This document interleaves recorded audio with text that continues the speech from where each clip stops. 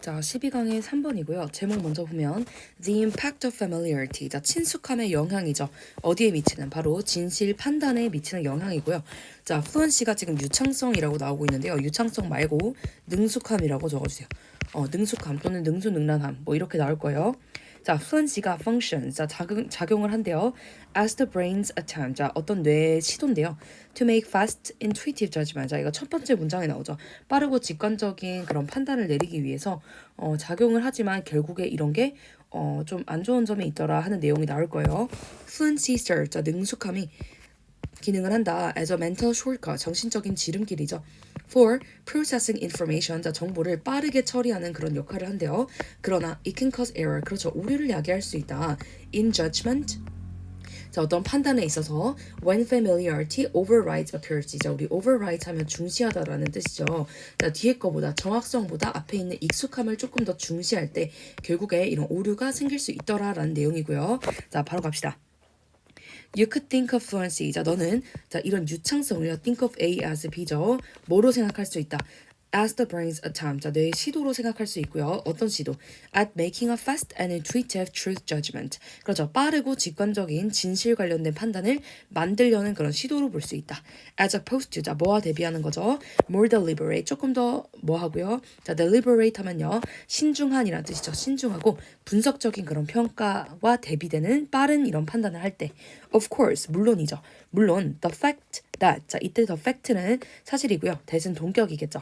The brain processes familiar things more fluently. 자, 더 익숙한 것을 능수능란하게 처리한다는 사실은 뭐가 아니다. Isn't a bad thing in itself. 그 자체로 나쁘진 않대요. 자, 사실 in fact, in all likelihood. 자, 모든 가능성에서, 모든 상황이라고 합시다. It's probably a useful. 자, 유용하고요. 그 다음에 adaptive, 적응성이 있는. 그리고 heuristic. 자, 우리 heuristic 하면요. 어떤 뜻이죠? 자, 결국에 경험적인이라는 뜻인데요. Or rule of thumb. 자, 얘들아, rule of thumb이나 heuristic이나 자, 우리 발견적이라는 뜻이고요. 일단은 여기서 heuristic을 발견적이라고 해석하면 될 것 같아요. 그다음 rule of thumb 하면은 경험 법칙이라고 하면 될 것 같고요. In many situations, 자, 많은 상황에서요. 결국에 뭐 하다? 그냥 유용하고 적응성이 있고 그다음 발견적일 것이래요. 괜찮나요? 자, 뭐가 앞에 있는 그 익숙한 것을 하는 게 자, you know that. 자, 너는 안다. 2 times 2 is 4. 자, 2 곱하기 2가 4라는 걸 안돼요. When you read it. 자, 너가 읽자마자 아는데 왜냐면 this has been repeated. 자, 현재 완료 수동태죠. 너에게 많은 시도 동안 반복이 되었고 you can process it. 자, 너는 그것을 빠르고 유창하게 능숙하게라고 할게요. 능숙하게 처리할 수 있잖아요. 갑시다. The real problem is that. 자, 그러나 진짜 문제는 that 이하죠.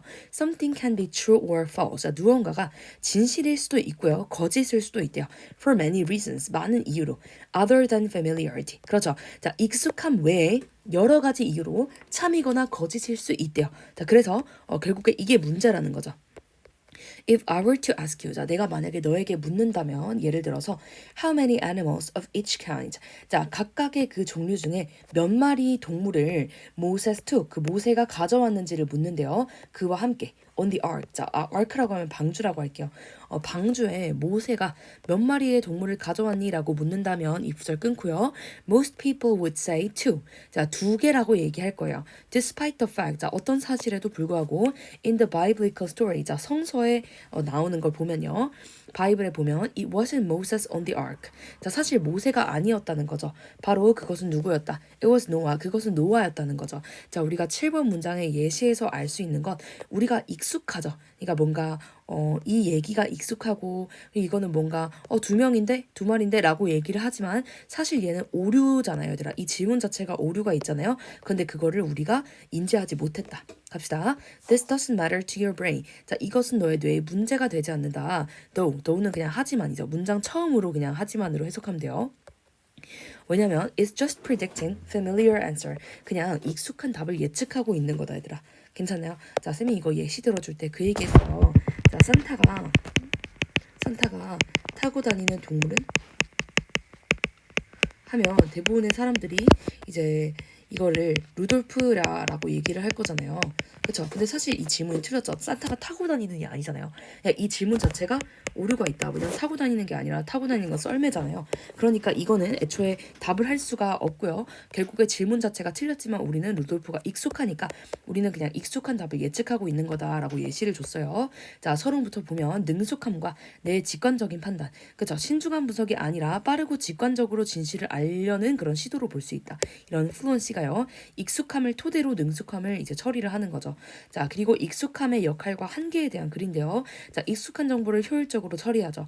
유용한 문제 해결 방식이긴 하지만 항상 진실을 의미하는 건 아니다. 그쵸? 자, 예를 들어서 성경 얘기가 나오고 있죠. 자, 우리 모세라는 질문에 자동으로 반응한다. 자, 이러한 반응은 뇌의 오류. 라기보다는요, 결국에 뭐로 볼 수 있다. 자, 우리가 익숙한 정보를 빠르게 예측하려는 자연스러운 인지적 과정의 결과이다. 라고 얘기를 하고 있으면서, 자, 이거는 뇌에 별로 문제는 되지 않는다. 라고 얘기하고 있죠. 자, 쌤 목이 좀 안 좋네요. 정리하고 갑시다.